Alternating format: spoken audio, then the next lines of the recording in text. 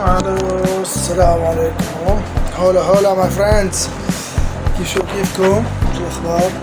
ان شاء الله تمام، ان شاء الله كل شيء على كيفكم.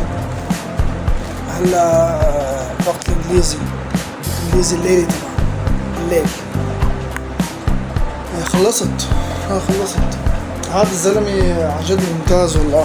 يعني اي حدا، يمكن قلت هالحكي من قبل، اي حدا يفكر يتعلم انجليزي يفتح على اليوتيوب زي امريكان انجلش، وما ضروري حتى لو ما فهم اول شيء، هم يتابعوا بس.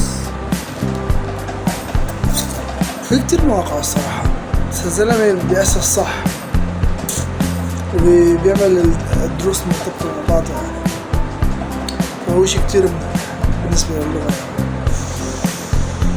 ايه اليوم 17 والأمور إن شاء الله كلها بخير.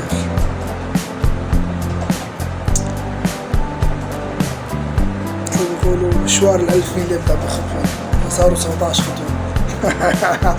لا، مو معناها إنه عندنا 1000 خطوة، ممكن يكونوا 2000 3000 10000، ما حدا بيعرف، بس إنه أوكي كل شي تمام والحمد لله. هلا بدي آخذ دوش، بدي أرجع هيك شوية أمور، بدي أرجع للتبع، بدي أرجع أظبط الخطوات، أرجع أتأكد إنه كل شي واضح، إنه اللي ماشي عليه يعني، شو اللي يرتب، شو اللي يظبط، شوف الوضع، بس كل شي بخير كما قلنا. ويوم عن يوم يعني، هلا هاي الفيديوهات اللي عم سجلها هلا مثل ما قلت لكم ما عم ننزلها، رح بلش اشتغل عليها، فكتير كتير كتير رح يكون دافعة نفسية لإلي لما أنا نزل فيديو على الإنترنت، حتى لو إجا لي مشاهدة، لو إجا شو ما إجا، وأنا اللي بشتغل بإيدي، رح صير أحب الموضوع أكتر واندفع لإلي، واندفع وحاول زبط أكتر وأكتر، وخلي الأمور تكون أحسن بإذن الله. هلا مثل ما قلت لك، اليوتيوب والتيك توك بشكل عام رح يكون مجرد إنه أول شيء تحفيز إلي ولغيري، هاي أولا. ثانيا أي يوم من الأيام بالمستقبل بيجي بحكي مع شخص بموضوع هذا الشغل، راح يسألني شو بشتغل، راح أقول له فرج هذا الشغل، هذا كله أنا بشتغل.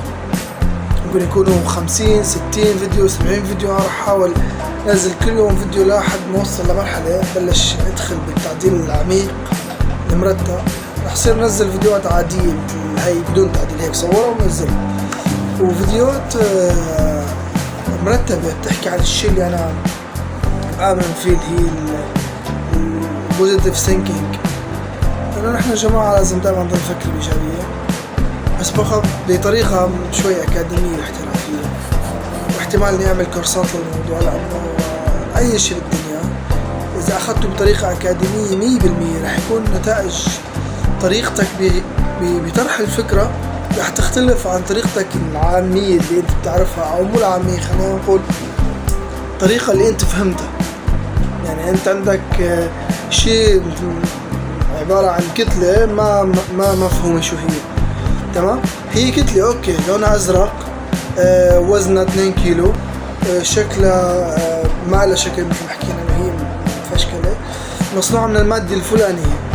فلما بتيجي بتاخد شيء بطريقة أكاديمية، طبعا هو اللي رح يصير نفسه مع الفيديو إيديتينج، رح يصير نفسه مع باقي الخطوات رح نحكي فيها، كنت رح أحكي باقي الخطوات رح نحكي فيها بعدين، رح تكون ستيب باي ستيب يعني. فأنت بتجيب مثل المبرد وتبلش بقى تحف هاي القطعات، تجذبها، تبلش تجذبها، الله يذكرها بالخير، تهذبت عليه، تهذبها أكتر وتشذبها وتنظفها، على قولة جدي الله يرحمه تحنتفها، عرفت شلون؟